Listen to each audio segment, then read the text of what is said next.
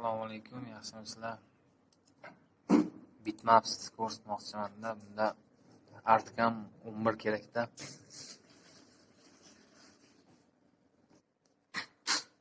Artcam 11 ochib olgandan keyin yangi stranitsa ochib olamiz.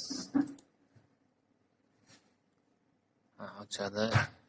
Bu yerda o'zi Bitmaps deb yozilgan. Ruschasida raster bo'lishi kerak. Yuklash bor.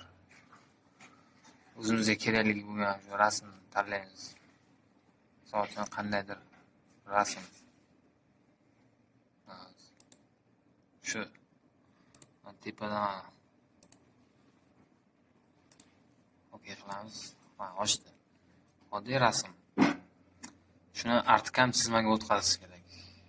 Bu yerda o'zi narsalar bor. Buni 3 yoki 4 qilsak ham bo'ladi.